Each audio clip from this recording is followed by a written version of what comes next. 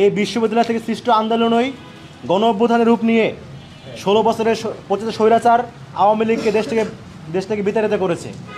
কিন্তু অত্যন্ত দুঃখের বিষয় হচ্ছে আজকে 1 বছর অতিক্রম হওয়ার পরে আবার এই বিশ্ববিদ্যালয় থেকে দেখতে পাচ্ছি আমরা সেই পতিত ফেসিবাদ আওয়ামী লীগ, খুনি আওয়ামী লীগ, তাদেরকে পুনর্বাসিত করা হচ্ছে।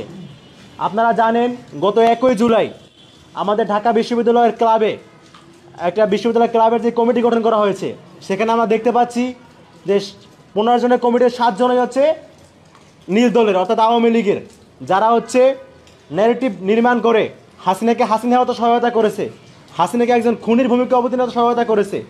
সেই ফেসিবাদের দোসররা তাদেরকে হচ্ছে আবার কমিটিতে পুনর্বাসিত করা হচ্ছে। এবং আরও লজ্জাজনক বিষয় হচ্ছে এই কমিটিতে তাদেরকে পুনর্বাসনের বিষয়টা যারা পৃষ্ঠপোষকতা দিচ্ছে তারা হচ্ছে সাদা দলের শিক্ষকরা।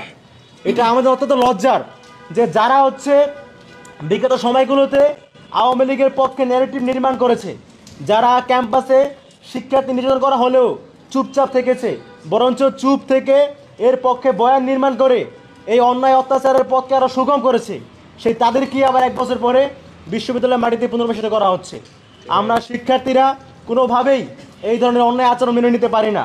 এবং একই সাথে এটি আমাদের জুলাই গণ অভ্যুত্থানের যে স্পিরিট, সেই স্পিরিটে এক ধরনের গাদ্দারি করা হচ্ছে। এই গাদ্দারির প্রতিবাদে আমরা শিক্ষার্থীরা সবসময় ছিলাম, এখনও আছি, সামনেও থাকব।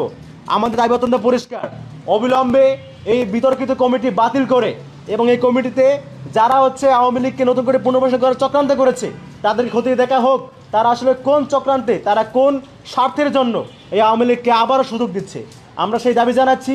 একই সাথে এই ঘৃণ্য কর্মকাণ্ডে জড়িত যারা রয়েছে তাদেরকেও বিচার আদৌ আনার দাবি জানাচ্ছি।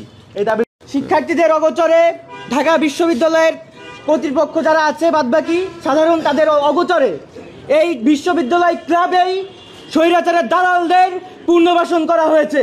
আমরা এর তীব্র নিন্দা ও প্রতিবাদ জানাচ্ছি।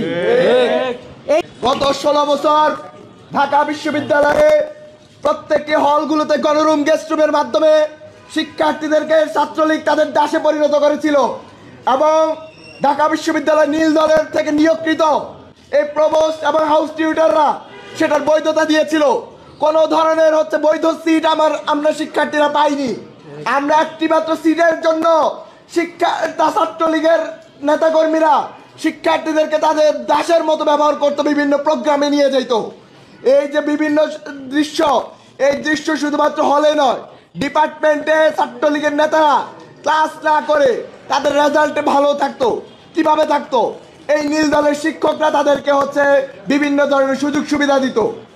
আমরা দেখতে পেয়েছি যখন জুলাই আন্দোলন চলছে, তখন শিক্ষকরা যখন প্রত্যয় স্কিম নিয়ে আন্দোলন করছিল, শিক্ষার্থীরা সেখানে সাধুবাদ জানিয়েছিল।